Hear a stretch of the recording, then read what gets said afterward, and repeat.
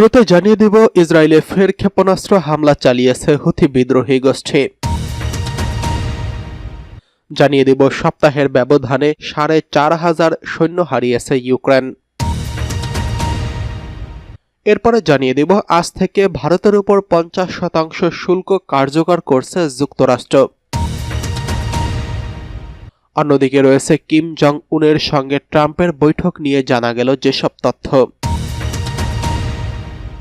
সর্বশেষ রয়েছে দক্ষিণ কোরিয়ার সামরিক ঘাঁটির জমির মালিকানা চায় যুক্তরাষ্ট্র। এতক্ষণ শুনছিলেন সংবাদ শিরোনাম, এবারে বিস্তারিত। ইসরায়েলে ফের ক্ষেপণাস্ত্র হামলা চালিয়েছে হুথি গোষ্ঠী। ইসরায়েলে ফের ক্ষেপণাস্ত্র হামলা চালিয়েছে ইয়েমেনের হুথি যোদ্ধারা। ইসরায়েলি সেনাবাহিনী জানিয়েছে, ইয়েমেন থেকে নিক্ষেপ করা একটি ক্ষেপণাস্ত্র তারা আটকে দিয়েছে। খবর আল আরাবিয়ার। ইসরায়েলি সেনারা সামাজিক যোগাযোগ মাধ্যম টেলিগ্রামে জানিয়েছেন, ইসরায়েলের কয়েকটি এলাকায় সাইরেন বাজানোর পরপরই ইয়েমেন থেকে নিক্ষেপ করা একটি ক্ষেপণাস্ত্র আইএএফ বিমান বাহিনী আটকে দিয়েছে। হুথিদের দাবি, ফিলিস্তিনি ইসরায়েলি আগ্রাসনের প্রতিবাদ এবং গাজাবাসীর সমর্থনে তারা এসব হামলা চালাচ্ছে। গাজায় ২ মাসের যুদ্ধবিরতির সময়ে তারা হামলা বন্ধ রেখেছিল, কিন্তু মার্চে সেই যুদ্ধবিরতি শেষ হওয়ার পর ইসরায়েল নতুন করে বড় ধরনের সামরিক অভিযান শুরু করলে হুথিরাও ফের আক্রমণ শুরু করে। ইসরায়েল এরই মধ্যে ইয়েমেনে একাধিক পাল্টা হামলা চালিয়েছে। লক্ষ্যবস্তু করা হয়েছে হুথি নিয়ন্ত্রিত বন্দর এবং রাজধানী সানায় তাদের দখলকৃত বিমানবন্দর। সম্প্রতি হামলায় ইয়েমেনের সানায় ব্যাপক ক্ষয়ক্ষতি এবং হতাহতের ঘটনা ঘটেছে। অন্যদিকে সপ্তাহের ব্যবধানে ৪,৫০০ সেনা হারিয়েছে ইউক্রেন। রাশিয়া যুদ্ধবিরতির জোর প্রচেষ্টা চালাচ্ছে যুক্তরাষ্ট্র। মার্কিন প্রেসিডেন্ট ডোনাল্ড ট্রাম্পের নেতৃত্বে এই প্রচেষ্টায় যোগ দিয়েছেন পশ্চিমা নেতারা। শান্তি চুক্তি নিয়ে গত সপ্তাহে আলোচনায় অনেকটাই এগোলেও ইউক্রেনে হামলা থামেনি, বরং বেড়েছে। এতে ভয়াবহ ক্ষতির মুখে পড়েছে ইউক্রেনীয় ফোর্স। সামরিক বিশেষজ্ঞ আন্দ্রে মারস্কো রাশিয়ার সংবাদ সংস্থা তাসকে বলেন, গত সপ্তাহে লুগানস্ক প্রজাতন্ত্রের কাছে ২ পক্ষের ভয়াবহ যুদ্ধ হয়। এতে ৪,৪০০ জনেরও বেশি ইউক্রেনীয় সৈন্য এবং বিদেশি ভাড়াটে সৈন্যকে হত্যা করেছে রাশিয়ান ফোর্স। তিনি রাশিয়ার প্রতিরক্ষা মন্ত্রণালয়ের তথ্য বিশ্লেষণ করে বলেন, গত সপ্তাহে পিএলআর এর সীমান্তে বিশেষ সামরিক অভিযানের বিশ্লেষণে নতুন নতুন তথ্য সামনে এসেছে।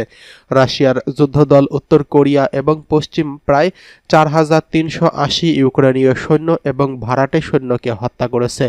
যুদ্ধদল পশ্চিম এলপিআর এর কুপিয়ানস্ক এবং সাতোভো ক্রেমিয়ান্ন এলাকায় অভিযান চালানোর সময় ইউক্রেনীয় জনবলের সবচেয়ে বেশি ক্ষতি হয়েছে।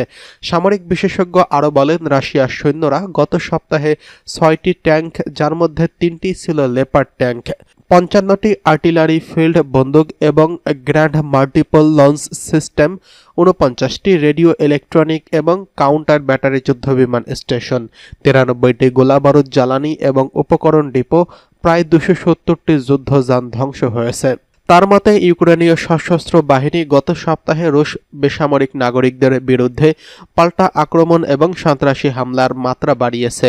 এছাড়া কিয়েভ যুদ্ধক্ষেত্রের পরিস্থিতি ভুলভাবে উপস্থাপন করার জন্য ইউক্রেনীয় centre for information and psychological অপারেশনসের তৎপরতা বাড়িয়েছে। তবে এসব রাশিয়ান ইউনিটগুলোকে দমাতে পারেনি। তারা সুকৌশলে বেশ কয়েকটি শত্রু প্রতিরক্ষার ঘাঁটিতে হামলা করে, যার ফলে রুশ সেনাদের কৌশলগত অবস্থান আরও উন্নত হয়। এদিকে আজ থেকে কার্যকর ভারতের উপর ৫৫% শুল্ক আরোপ। রাশিয়ার সঙ্গে সম্পর্ক রেখে মহা বিপদে পড়েছে ভারত। প্রাথমিকভাবে সেই বিপদ শুল্ক রূপে ভারতের উপর চেপেছে। আজ বুধবার ২৭শে আগস্ট ভারত থেকে আমদানি হওয়া পণ্যের উপর অতিরিক্ত ২৫% শুল্ক কার্যকর করতে যাচ্ছে যুক্তরাষ্ট্র। ফলে ভারতীয় পণ্যে ৫০% শুল্ক আরোপ করলেন মার্কিন প্রেসিডেন্ট ডোনাল্ড ট্রাম্প। শুল্ক আরোপের সিদ্ধান্তের পেছনে রাশিয়ার সঙ্গে ভারতের বাণিজ্যিক সম্পর্ক গুরুত্বপূর্ণ ভূমিকা রেখেছে। এই সংক্রান্ত মার্কিন প্রশাসনের এক নির্দেশিকায় বলা হয়েছে, ভারত রাশিয়া থেকে সরাসরি বা পরোক্ষভাবে তেল কিনেছে। ট্রাম্প প্রশাসন এটিকে যুক্তরাষ্ট্রের হুমকি মোকাবিলার অংশ হিসেবে দেখছেন।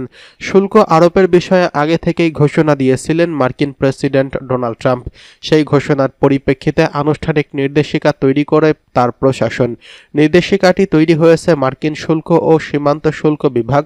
ট্রাম্প প্রশাসনের হোমল্যান্ড সিকিউরিটি দপ্তরের তত্ত্বাবধানে নির্দেশিকায় বলা হয়েছে, 27 আগস্ট যুক্তরাষ্ট্রের পূর্বাঞ্চলীয় সময় রাত 12টা 1 মিনিটে শুল্ক কার্যকর হবে।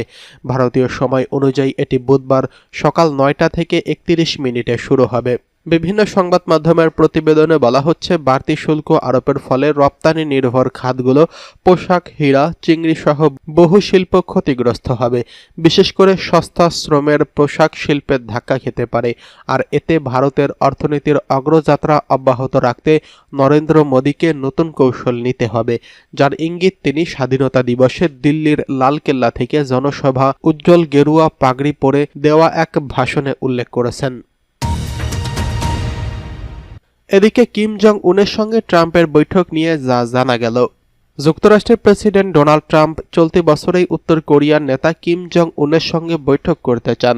ওয়াশিংটনে সফররত দক্ষিণ কোরিয়ার প্রেসিডেন্ট লি জে মিয়ং এর সঙ্গে বৈঠক শেষে ট্রাম্প এই তথ্য জানিয়েছেন। সোমবার হোয়াইট হাউসে লিকে স্বাগত জানিয়ে সাংবাদিকদের ডোনাল্ড ট্রাম্প বলেছেন, ভবিষ্যতে উপযুক্ত সময় কিমের সঙ্গে দেখা করতে চাই। আমি সেটি চাই এই বছরেই হোক। গত জুলাইয়ে যুক্তরাষ্ট্র ও দক্ষিণ কোরিয়ার মধ্যে একটি বাণিজ্য চুক্তি হয়। এতে দক্ষিণ কোরিয়ার মার্কিন শুল্ক ছাড়ের সুযোগ পায়। তবে এখনও পারমাণবিক নিরাপত্তা, সামরিক ব্যয় এবং দক্ষিণ কোরিয়া ও যুক্তরাষ্ট্রে 35,000 কোটি ডলারের বিনিয়োগ প্রতিশ্রুতি সহ কয়েকটি বিষয়ে আলোচনা চলছে। লি জে মিয়ং বৈঠকে ট্রাম্পের সঙ্গে গলফ ও শান্তি প্রসঙ্গে বলেন। তিনি ট্রাম্পের লেখা দ্য আর্ট অফ ডিল বইটি পড়েছেন। লির আশা, ট্রাম্প উত্তর কোরীয় উপদ্বীপে শান্তি ফিরিয়ে আনবেন এবং ট্রাম্প এবং কিম জং উনের সঙ্গে বৈঠকের মাধ্যমে নতুন উদ্যোগ নেবেন। লি ট্রাম্পকে অক্টোবরে রাশিয়া, এশিয়া ও প্রশান্ত মহাসাগরীয় অর্থনৈতিক সহযোগিতার শীর্ষ সম্মেলনে আমন্ত্রণ জানিয়েছেন। এদিকে দক্ষিণ কোরিয়ার মার্কিন সামরিক ঘাঁটির জমির মালিকানা চায় যুক্তরাষ্ট্র। মার্কিন প্রেসিডেন্ট ডোনাল্ড ট্রাম্প জানিয়েছেন, দক্ষিণ কোরিয়া যুক্তরাষ্ট্রের সামরিক ঘাঁটিগুলোর যে জমির উপর প্রতিষ্ঠিত সেগুলোর মালিকানা লিজ চুক্তি থেকে সরাসরি মার্কিন নিয়ন্ত্রণে আনা উচিত। সোমবার হোয়াইট হাউসে দক্ষিণ কোরিয়ার নতুন প্রেসিডেন্ট লি জে মিয়ং এর সঙ্গে বৈঠকে ট্রাম্প বলেন, আমরা কোরীয় উপদ্বীপে বিপুল বিনিয়োগ করেছি। এখনও আমাদের 40,000-এর বেশি সৈন্য সেখানে রয়েছেন, অথচ জমির মালিকানা এখনও কোরিয়ার হাতেই। আমি চাই এই লিজ ব্যবস্থা তুলে দিয়ে মালিকানা যুক্তরাষ্ট্রকে দেওয়া হোক। তিনি নির্দিষ্ট করে কোনো ঘাঁটির নাম উল্লেখ না করে ধারণা করা হচ্ছে, বিশ্বের সবচেয়ে বড় বিদেশি ঘাঁটি ক্যাম্প হামফ্রিজ এর কথাই তিনি বলেছেন। 2018 সালে সম্পন্ন হওয়া এই ঘাঁটি নির্মাণে যুক্তরাষ্ট্র ও দক্ষিণ কোরিয়া যৌথভাবে $1 বিলিয়ন ব্যয় করে। বর্তমানে দক্ষিণ কোরিয়া প্রায় 28,500 মার্কিন সৈন্য অবস্থান করছেন। এটি জাপান ও জার্মানির পর যুক্তরাষ্ট্রের অন্যতম বৃহৎ স্থায়ী বিদেশি উপস্থিতি। ট্রাম্প অভিযোগ করেন, তার আগের মেয়াদে সিউল মার্কিন সৈন্যদের ব্যয়ের বড় অংশ বহন করতে সম্মত হয়েছিল। তবে প্রেসিডেন্ট জো বাইডেন সেই চুক্তি বাতিল করেছেন। ট্রাম্পের ভাষায়, আমরা তখন $1 বিলিয়ন পাচ্ছিলাম, কিন্তু বাইডেন এসে তা বন্ধ করে দিলেন। তা অবিশ্বাস্য।